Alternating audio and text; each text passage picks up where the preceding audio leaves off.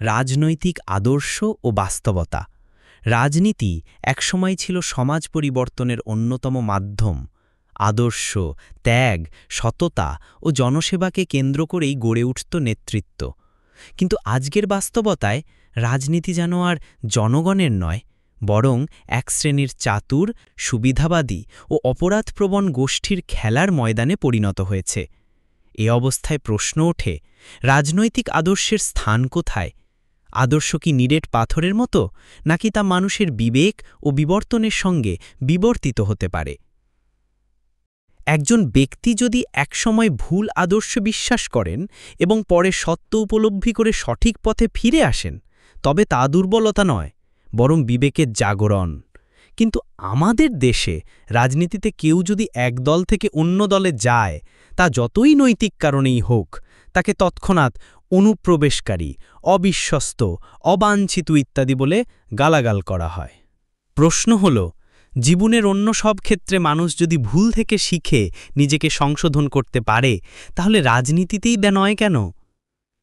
আদর্শ মানে অন্ধ অনুসরণ নয়। যদি কোনো দল বা নেতার আদর্শ ব্যর্থ প্রমাণিত হয়, কিংবা মানুষ দেখেন যে বাস্তবে সেই আদর্শ ব্যক্তি বা দলের মধ্যে নেই, তবে সে পথ পরিবর্তন করা কি অপরাধ? প্রকৃত আদর্শিক মানুষ কখনো অন্ধ অনুগামী নয়, বরং সচেতন অনুসন্ধানী।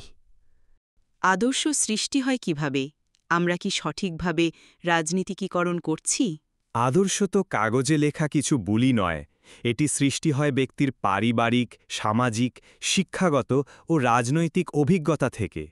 একটি সমাজ বা রাষ্ট্র যখন রাজনীতিকীকরণকে অর্থ ও পেশিশক্তির হাতে তুলে দেয়, তখন আদর্শ গঠনের প্রক্রিয়াটিও বিকৃত হয়ে যায়।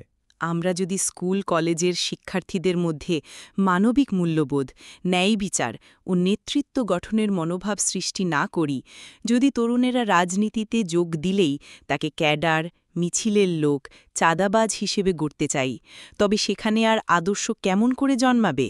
দুঃখজনক হলেও সত্য, আমাদের দেশে রাজনীতিকীকরণ হচ্ছে মূলত ব্যক্তি পূজা ও ক্ষমতাকেন্দ্রিক অনুগত্যের চর্চা।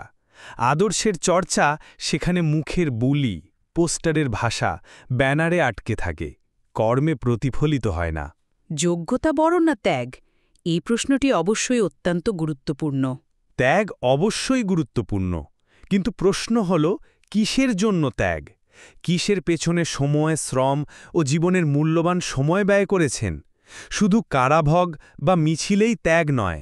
যারা ঘুষ না নিয়ে অন্যায়ের প্রতিবাদ করে চাকরি হারায়, যারা দুর্নীতিকে না বলার জন্য সমাজে একঘরে হয়, তাদেরও ত্যাগ আছে, বরং তা আরও বড়।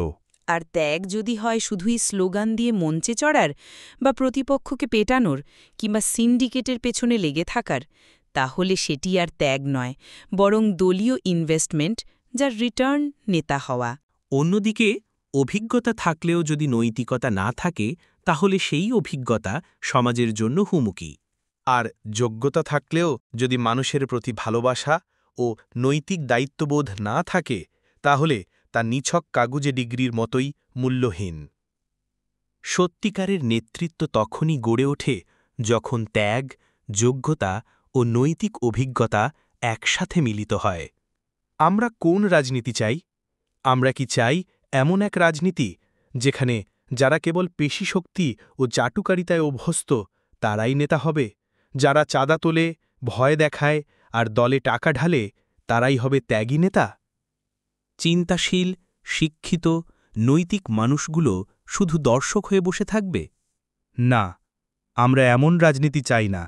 আমরা চাই আদর্শিক মানুষরা এগিয়ে আসুক, যারা দল পাল্টায় বিবেকের তাড়নায়, তাদের সুযোগ দেওয়া হোক। যারা চিন্তা করে, সমাজ নিয়ে ভাবেন, তাদের নেতৃত্বে আনা হোক। রাজনীতিকে দলদাসত্ব নয়, বরং রাষ্ট্রসেবার মহান দায়িত্ব হিসেবে গড়ে তোলা হোক। ভাবুন, রাজনীতি যখন আদর্শে নির্মিত হয়, তখন তা শুধু সরকার গঠন করে না, সমাজ বদলায়, মানুষ করে, ভবিষ্যৎ তৈরি করে।